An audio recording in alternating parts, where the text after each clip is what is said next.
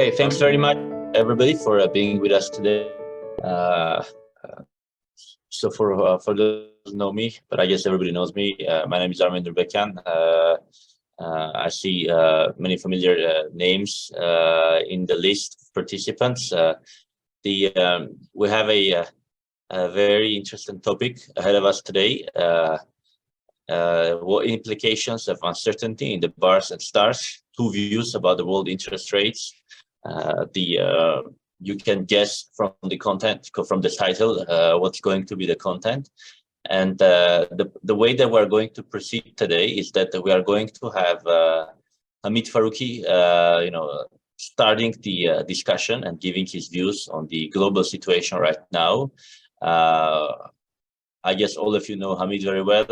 He's very well known in the policy circles. Hamid has had a very rich career, I have to say. He has been in charge of multilateral surveillance, responsible for G20 at the fund, and he was assistant director of the Office of Economic Counselor. So he has been, working on these issues on a global level for a very long time. Currently, Hamid is working with global forecasting school students, providing his feedback and basically helping us to think about these issues in a consistent way, for which we are very, very thankful to Hamid. And he's going to show his masterclass to us. Now the floor will be yours, Hamid. Please go ahead. Thanks so much, Armand. All right, very good. Let me, just by way of introduction, let me just make some broad remarks, and then we'll get deeper into the issues. So today's topic, you can see from this slide, is on uncertainty in the bars and stars, where we are with respect to the equilibrium interest rate, R bar, as I call it. I'll use bars for equilibrium notation and stars for expected variables. I think that's the notation you guys use. This topic really for me is, I think, a defining issue in macro for the foreseeable future. Why do I say that?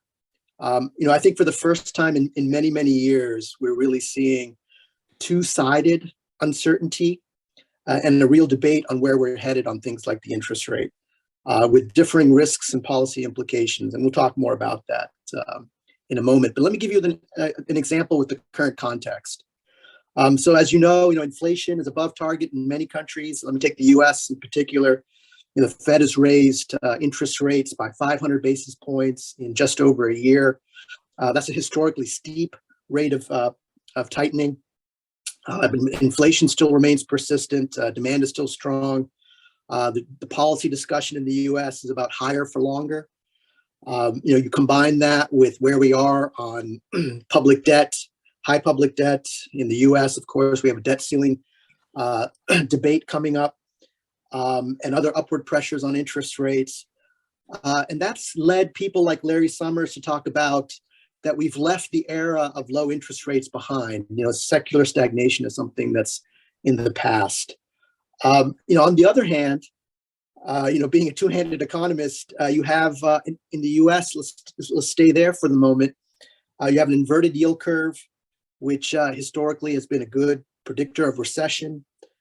You've seen some financial stability concerns in regional banks in the US. Markets are actually expecting rate cuts at the end of this year, if you look at, say, the Fed funds futures. And then on the other side of the debate, you have people like my old Doug and my old boss, Olivier Blanchard, our former economic counselor, talking about that inflation, will not last, but low rates will. And, so there's really this question about which way are we headed? And we'll talk more about this in the context of today's presentation. Next slide, please. So I'll go through some of these issues, but again, we want to make this very much a participatory thing, and also like to hear the views from the students. I think Hayek will also talk about some specific issues with respect to asset valuations and the term premium at the end of after I'm finished, but really want to open it up for right after that with feedback and really a panel discussion on some of these very broad-ranging issues. Okay, next slide, please. So just in terms of some of the things to think about as we go through the presentation, you saw some of these in the poll, thinking about where we are on asset valuations and potential bubbles, the legacy of high public debt, and also private sector debt, and what that might mean for policies going forward, depending on where we are headed with respect to interest rates, the probability of another global financial crisis, and maybe some of the policy risk management strategies that policies will need to face to avoid something like that. More from a cyclical perspective, probability of recession over the next year. Again, a lot of that related to issues about where we are in the tightening cycle relative to things like the neutral rate measures of equilibrium interest rates. And then maybe a question that kind of relates to the first one, but on household assets and valuations, and where that places us with respect to the balance of risks as we kind of move forward on interest rate decisions and policy making going forward. So next slide, please. So just to kind of re-emphasize, I'm still new to this, but just to kind of make this point about the collaborative learning experience that we have here, a very rich set of people involved in today's discussion. I want to give a special thanks to Doug and Asiya and Haik for help with the presentation, but also kind of welcoming both all the kinds of feedback avenues, really make it a participatory kind of seminar today, and welcome your kind of points of view on really some big questions that we'll be talking about. Next slide, please. So let me kind of tee up today's topic with this slide here on kind of a broader question about where we headed with respect to global interest rates, and put forward two views.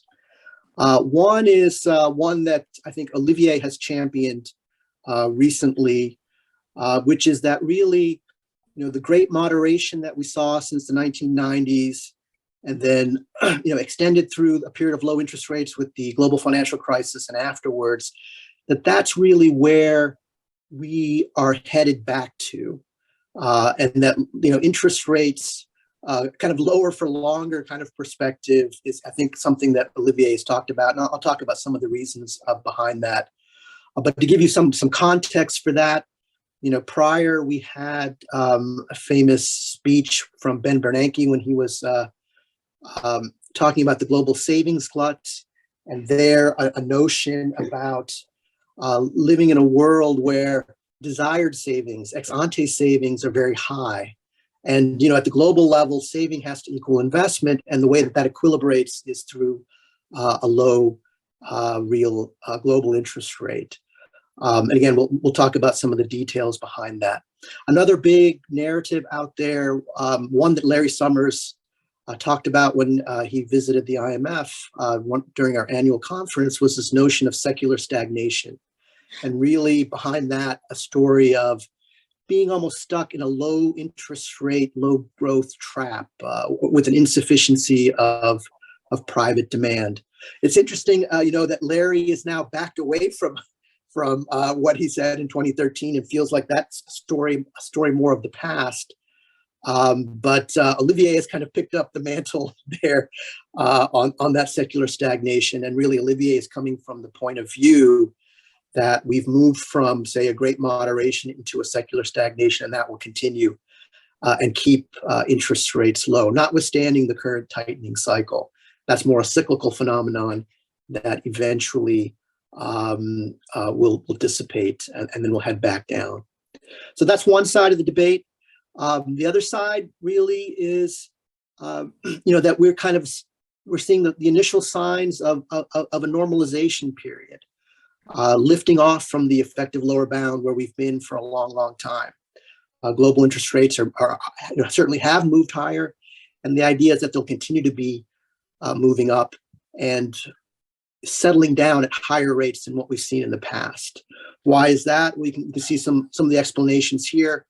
We've moved into a higher inflationary environment. We've moved into a policy tightening cycle. That may also have implications for expectations expectations of future inflation, of future wages, of future interest rates, and that can lead to changes in things like money demand, things that may have kept us, in a lower spending, high cash hoarding kind of environment that we had seen in the past. We also have the issue of high public debt. Here Olivier actually wouldn't disagree. He's non-Ricardian as well. I think he would argue that maybe there's a question about how large those effects are of debt on interest rates. And then the last thing I'll mention here as part of the normalization side of the equation and why interest rates may be higher than we've seen in a long, long time is that the unwinding of the quantitative easing policies, the unconventional monetary policies that we've seen during the global financial crisis and in continuing afterwards, that you have an unwinding of some of those things with implications for, say, the term premium, which has been historically compressed. And so that would be another way in which we have kind of moving towards a more normal set of interest rates, kind of more evident of maybe a longer term history that we've had from before. So that's kind of the two sides of the debate. Next slide, please.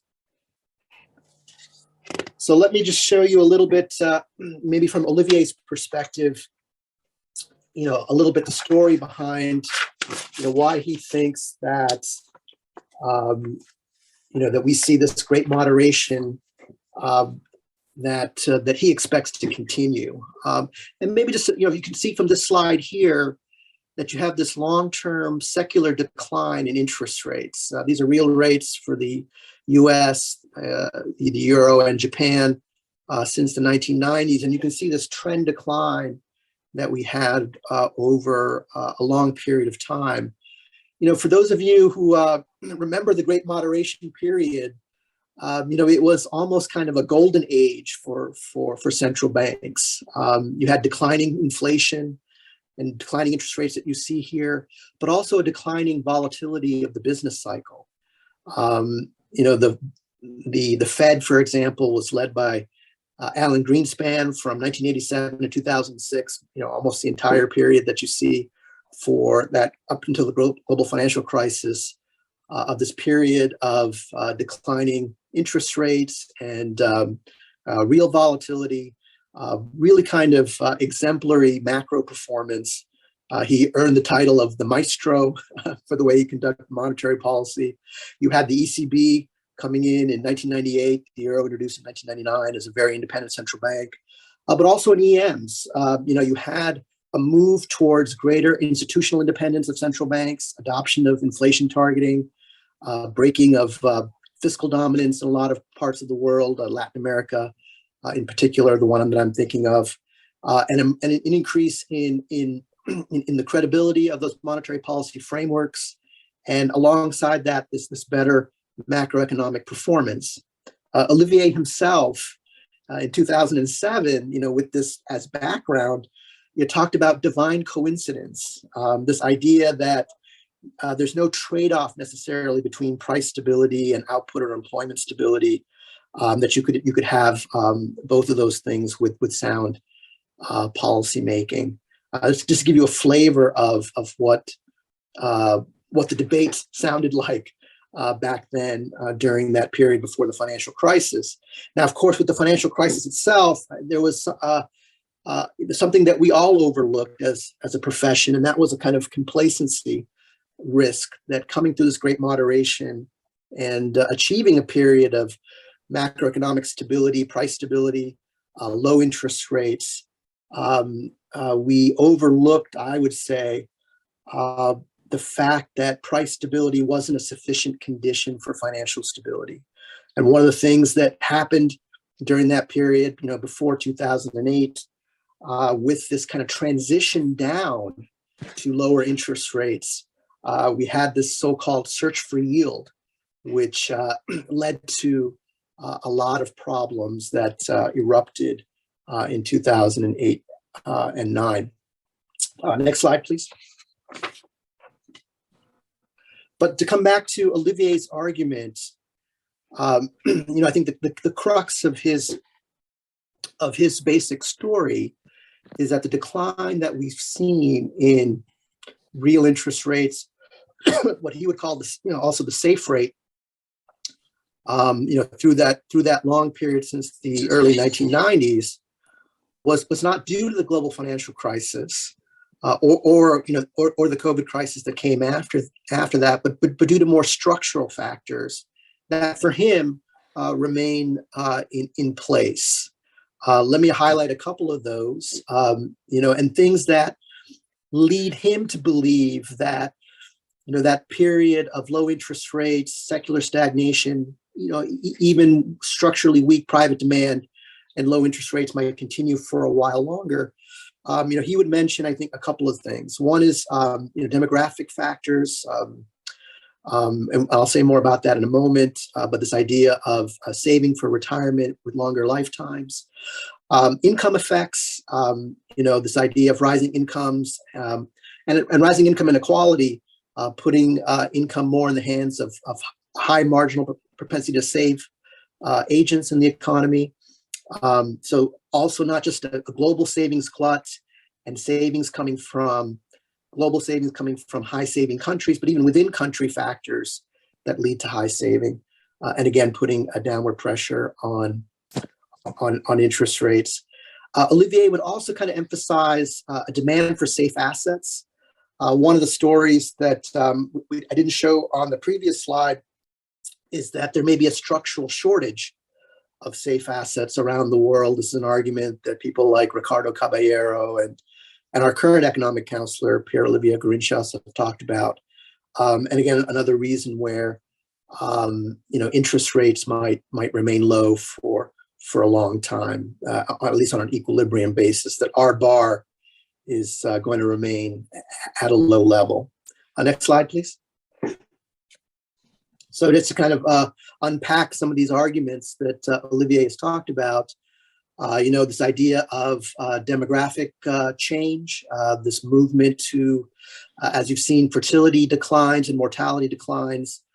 You have this kind of shift in the age structure of the population. In the case of China, of course, you had also explicit policies, the one-child policy there. With the increase in longevity, this notion of saving for retirement, from a more kind of cross-country perspective and the role of emerging markets in global saving, you've had this notion of self-insurance, an accumulation of international reserves by, particularly in emerging Asia, post-Asia crisis, that's led to high net national savings in a lot of those countries, in addition to other factors. But think of this kind of almost as a precautionary motive at the government level, as well as maybe some of the reasons why we've seen high savings among private agents in some of these countries. And then, as I mentioned before, with income levels and income inequality, those are also factors that may also compound the demand or the desire for high saving in these economies. So that's a little bit kind of the story behind, I think, where Olivier is coming from. And these are things that, again, that he thinks are kind of longer term trends that aren't going to reverse anytime soon. So even if the business cycle eventually changes, some of these things will remain in place and will gravitate back towards lower interest rates. Next slide, please. So just to kind of highlight some of the points that Olivier makes in graphical form, let me show you this slide for the US, which I think is somewhat striking. This shows you on the horizontal axis the path of government debt in the US, debt held by the public in the US. And you can see that debt has essentially doubled during this period. The vertical axis shows you interest payments on that debt, servicing on that debt at the same time over that sample period. And if you notice the scales, you have 160 and 8. So the 45-degree line, actually, the slope of that is about 1/20th, about 5%, if you like. And so that gives you a sense of a notion of, if you move along the 45-degree line, of a kind of the implicit servicing cost of that debt in terms of an interest rate. If you want to think of it in R bar terms, maybe an R bar of, say, 2.5%, 3%, and then with 2%, 2.5% inflation on top of that, giving you about a 5% interest rate. And where has the evolution of debt and debt servicing gone? Well, you see it's gone basically sideways. Debt has gone up, has nearly doubled, but debt servicing has been, largely flat over that same period, and really strikingly so. If you squint, and if you look at the first observations, you can see we were tracking along the 45-degree line pretty closely, maybe in the early days. But as we went into the Great Moderation and into the global financial crisis and so forth, as interest rates remained very low through most of that period, we really went sideways from there. Even as debt increased, debt servicing did not increase really at all in percent of GDP until only very recently. You can see the last couple of observations, there are some signs there that things are picking up. And that's a little bit the question that's before us, right? Is, are we going to gravitate towards some historical norm, an R bar that might look higher than what we've been used to for the last decade plus, 2 decades, or are we going to revert back down? And obviously with major implications for debt servicing burdens that fiscal authorities might have to face. Next slide, please. Maybe just to come back to this issue of global saving and the global savings glut that Ben Bernanke talked about, and Olivier, I think, also relies on as part of the story. This chart shows you saving rates across upper middle income, high income, and on I guess a world aggregate in terms of saving rates. And then obviously you see the increase in upper middle income countries' saving rates following China's accession to the WTO. At that point, China went on an economic acceleration that was really dramatic. If you think about the amount of increase in the middle class in China since that period, it's been really dramatic, and of course, very high savings rates in China, and also in emerging Asia, accounting for an increasing share of global GDP, and those high saving rate countries increasing perhaps global saving on an ex-ante basis and putting downward pressure on global interest rates at the same time. Now, since the global financial crisis, you can see there's been some reversals there since the GFC and a broad stability in, say the gray line, which is the world saving rates since 2007-8. And there's an open question about where we go from here. Partly, again, demographic trends will have a big influence on that, what will happen on fiscal policy, but also with respect to private behavior going forward. So that's, again, I would say an open question and an important one that we need to have a better handle on to think about where interest rates will go from here. Next slide, please. So this is, I'm sort of new to this discussion, but I think this is something that you all have talked about before. But in terms of where GFS students have kind of thought about a lot of these issues that Olivier has raised, I think there's a broad agreement with him that the kind of standard general equilibrium theories are kind of incomplete in understanding some of these complex dynamics. And in particular, with respect to productivity, that's an issue where Olivier has been a little more circumspect in his views on where productivity goes from here and what that might imply for interest rates. And also, in Olivier's hypothesis, really one of a really core issue for macroeconomic policy and sustainability, for example, of public debt, is where the interest rate is relative to the growth rate. And Olivier has made the point that productivity growth may raise growth rates, but would raise interest rates too. But how much so on each and whether, R is less than G or is closer to G or greater than G, really kind of an open empirical question. There's some ambiguities there, is I think where something that he's talked about in his recent blog at Peterson. And again, sort of pointing to the need for more empirical work on this issue.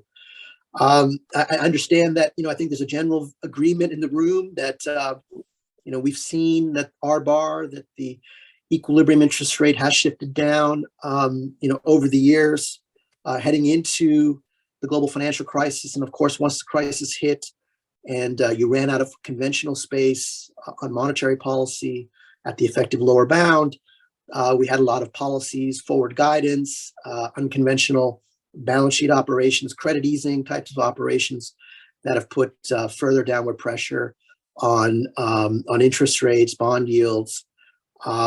Now there's a question about how much of that will unwind as we now entered a phase of quantitative tightening. How much central banks are going to be willing to normalize their balance sheets, I think also is a question that, there's a presumption maybe that normalization will at least partially proceed, but how fully will it proceed, I think is also a question that would have a bearing on these issues related to the interest rate. Next slide, please.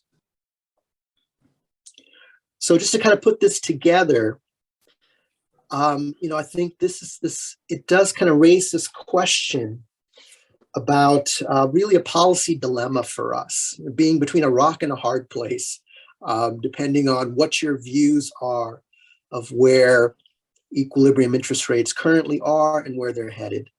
That uncertainty about R bar can have very different implications, different types of policy challenges, dark corners, as some would call them, depending on what side of the debate you're on and where you think current policies are in terms of interest rates relative to that notion of equilibrium. And this chart kind of highlights some of the policy dilemmas and constraints that kind of are posed by this uncertainty that we see, in where we are in our, whether we're going to see a continuation of a great moderation or stagnation, secular stagnation, or whether we're entering a phase of a great normalization in the period ahead. So let me just give you two examples here. And you can see in the chart, we have this kind of interest rate corridor with the lower bound on the one end, and on the upper end, concerns of raising rates perhaps too high, given the legacy of high public debt that we have. But we also have a legacy perhaps of high asset valuations. We'll talk about that in a moment. And so you have this question about, well, what do you do? What are the costs of going too slow or going too fast in that context where you're not sure where we are relative to a notion of the equilibrium interest rate? So let me take the two examples where maybe we keep interest rates too low for too long. Maybe R is less than R bar, which maybe has risen, and we're slow to react to that. There's been some criticism of the Fed that it had to play a game of catch up as it's kind of had to raise rates higher than a lot of people thought that they would, maybe to kind of have greater traction in terms of domestic spending. Then you have this notion of too much accommodation and maybe not being able to rein in inflation and having that become more and more embedded into inflation expectations, not being able to cool off domestic demand, further fueling asset prices and making a potential asset bubble even larger. And that raises the risks maybe of another financial crisis down the road. On the other hand, if you think about moving interest rates too aggressively and maybe our equilibrium interest rate maybe not having moved up as much and over tightening, you can think about that leading to other types of problems, maybe bursting the asset bubble that we have more abruptly than otherwise, maybe creating problems for public authorities, fiscal authorities, in terms of financing their government debt, having relied on lower interest rates, given the previous chart that I was showing you, and of course, from a demand perspective, the risks of falling back into recession and with an economic downturn, maybe having more downward pressure on interest rates than otherwise. So you really have this kind of policy conundrum that kind of emerges from this kind of world where you really have that two-sided uncertainty with respect to which way interest rates have gone on an equilibrium basis, maybe from a medium and even longer term perspective, given the very unusual world in which we've emerged from, and the policy challenges that come from that. So that's a little bit kind of context to motivate this issue, why we think it's an important question, at what I said at the beginning, a defining issue for macro going forward. So let me leave it there. I'm happy to take any questions now, or I don't know, Doug, if you'd like to, if you want to move over to Heik's presentation. I think the plan is Heik moves on with the presentation. Given your, I don't know, Heik, how are you going to match this? But once you have the presentation done, I think we have 15 minutes, all right, Heik, and then we can probably open the questions and answers session. Okay, so thanks, Hamid, for interesting presentation and covering the issues. And let me continue with a very basic thing like the household balance sheets in US. And here you can see the graph of household assets, which comprises of both financial assets and non-financial assets. So I'm sure you are pretty familiar with this, but I think people are not paying enough attention to this. And I want you to look at it and to think about a potential bubble that may become subject to some prolonged recessions and unexpected recessions like global financial crisis or even a bigger one. So let me concentrate on latest period where the increase in asset prices was especially enormous.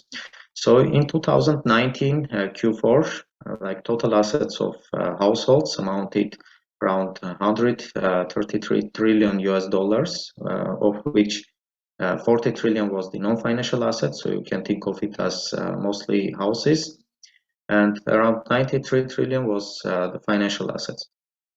Then what happened during the COVID? So the stock market declined significantly. So it was roughly a 35% decline in stock market during February and March of 2020. And it showed up in a decline of household assets, around 6 trillion US dollars. And then what happened after that? So the household assets increased quarter after quarter, like enormously for almost 2 years, and reached their peak in 2022 Q1. So the total assets amounted 170 trillion US dollars, and the increase was roughly around 43 trillion US dollars. So it was both for non-financial assets and for financial assets. So this was purely created by expansionary fiscal and monetary policies during and after the COVID period. So all this liquidity provided and unprecedented fiscal measures that were provided, so they took the real rates down to negative territories, and they drive down the mortgage rates, 30-year mortgage rates, so below 3%, which were like unprecedented in their nature, and actually increased the asset prices quite a bit during this period. So just to indicate what this number of 43 trillion US dollars mean, you can think of it as being double size of US GDP in 2019. So that's a big problem. If there is a huge asset bubble, and of course the assets are not the whole story. So this is the first part of thinking about the financial crisis, and of course the second thing to look is the liabilities of households. So here in this graph you can see liabilities of households, so different types of liabilities in terms of the share of disposable income. So just looking at the graph from the first side, it seems that it's quite sound in terms of the levels and in terms of the dynamics. And you can imagine some threshold where things are going to be riskier once the ratios reach this threshold. So for illustrative purposes, I draw a line for mortgages, like at the peak of mortgages in terms of disposable income, which was pre-GFS period. And one also can think that this threshold now is a bit somewhat higher because banks are more capitalized and are more prepared for financial distresses. But the basic thing here is that if there is a bubble in household assets that we were talking on the previous slide, and if these assets can be used as collateral for taking more leverage and for funding consumption in the future, so this actually can create some problems and increase the probability of a future global financial crisis over the next decade.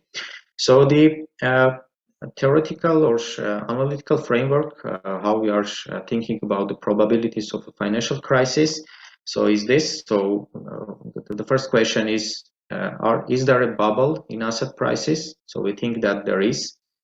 And the next question is there an excessive credit growth? So so it's not yet, but the thing is that the consumption is pretty strong in US, and so actually the consumption is binding in terms of the disposable income and wealth. So you can think of consumption as some function of disposable income and wealth, conditional on interest rates. So Doug and Mariam did a great job in estimating these consumption functions for US, and they may elaborate more on this during panel discussion. But the thing is that the consumption was significantly below what would be implied by the level of disposable income and wealth during and after the COVID crisis. But now actually consumption is starting to bind again, and in the sense that the wealth and all the assets that we're talking are driving consumption now. So if it's the case that if it's the case that there is a bubble in assets and it's used as a collateral for future consumption, for taking loans, this can actually create some big problems and increase some probability of a future recession. So in terms of equilibrium interest rates, Hamid also mentioned, we agree on lots of things on the current discussion and debate. So we agree that the equilibrium interest rates declined significantly. And we agree that the R was above R bar during and after global financial crisis. So simply because we observed a prolonged period of excessive unemployment during this period, and the economy was persistently operating below the potential of the economy. So here are some measures of excessive supply, basically the output gap and the unemployment gap, which is reversed to match the sign with output gap. And you can think of this alternatively as that the real interest rates during this period were not sufficiently low to stimulate the economy and to actually bring unemployment back. That's why the unconventional policies come into place to ease the financial conditions further and to stimulate the economy. So we agree that there is a downward trend in equilibrium interest rates, but the question is about the size, about the factors, and there could be some transitory factors that will fade out looking in the future.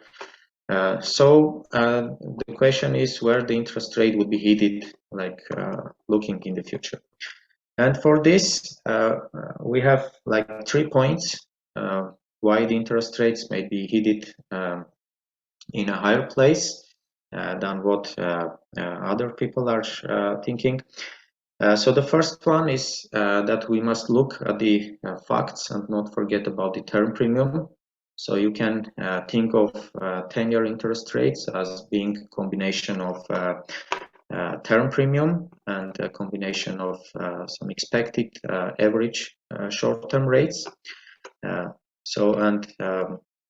Once we end up in a high inflationary environment in the future, so all these hypotheses about deglobalization, about geopolitical tensions and trade wars. So if it's the case, then be ready like that the term premiums might bounce back for 120 basis points. So the number here I'm referring to is from a paper by 3 board members, Engen, Lobach, and Reifschneider. So they estimated that the effects of large-scale asset purchases during and after the global financial crisis depressed the term premium quite significantly, so around 120 basis points up to the 2013. And one might naturally think that this effect might be gradually fading out as the average maturity of Fed's holdings of US Treasuries declines. But then the next crisis happens, and the unconventional measures were even larger during this period. So one might naturally conclude that the overall effect of unconventional policies on the term premium was even bigger than 120 basis points. So once the policies normalize in the future, or it's the case we end up in a high inflationary environment, so there is a scope for term premiums bouncing back, and for a relatively big size, and this can drive the 10-year interest rates up. So returning to the conclusions of Blanchard and to his arguments, so I think the 10-year treasury rates are the most sensible rates for thinking about the fiscal policy. Public debt, because it's the average maturity of public debt in US, and once that's the case, that the term premiums bounce back, so that this could create some risks for fiscal policy and for public debt. So the next thing I want to mention is related to the government debt. So actually global public debt has increased every time after a global financial crisis, so it ended up in a higher place, and the increase was especially remarkable after the COVID crisis. So in 1 year, actually the government global public debt increased around for 7%. And in a world of in a non-Ricardian world, we think that increasing government debt actually might increase the interest rates, because simply there is a lower saving in government sector, and the household saving is not increasing much to compensate the decline in government savings. So total economy ends up with a lower saving, which then needs to there is a need for higher interest rates to encourage the saving.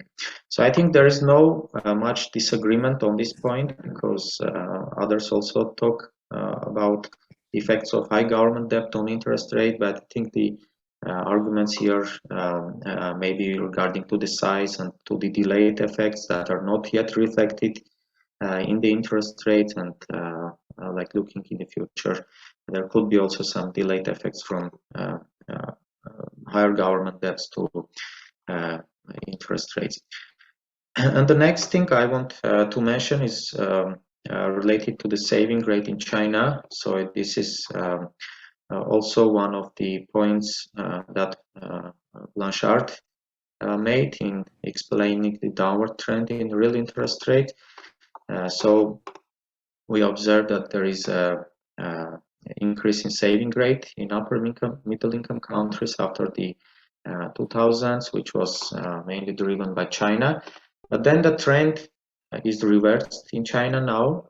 So we agree with Blanchard in this period that if you give high income to people in the poor countries where there is no social safety nets and there is no liberalized financial markets, so they might save quite a bit at this time. But if it's the case that the financial markets are liberalized and so the social safety nets are developed in US, so the saving rate actually might decline from the unsustainable levels that we observe, and actually this may also drive up the global real interest rates. And the next thing related to this that I want to mention, but we don't know how important is this, so it's related to what we also observe during and after the Great Depression. So when people faced the Great Depression and then they faced higher growth afterwards, so they saved quite a bit too, but their children actually behaved differently because they didn't face the Great Depression and they have no sense of anticipation of something bad in the future. So actually this could be also the case with China, so the next generations may not be saving as much as their parents did. So Edgar also can talk about the saving in China like afterwards, but this is the main points I want to mention here. And I want to conclude on how we are doing research at the Central Bank of Armenia, what are the standards. So this is very much connected to the points to the discussion here. So basically this is the good economics grounded with historical narrative approach, and of course there should be some sound technical work and it should be consistent with the underlying economics and the historical narrative approach. So otherwise, if the historical narrative is not there, so the chances are big that the research is going to result in some technical results that are not very useful from the perspective of policymakers. And of course, the accountability and transparency are also very important in the sense that research should be transparent, should be exposed to the other people in the field, so they might see the details of the research and might be easily able to replicate the results and to also provide some feedback. So basically this all, and maybe I can leave these questions for opening the panel discussion.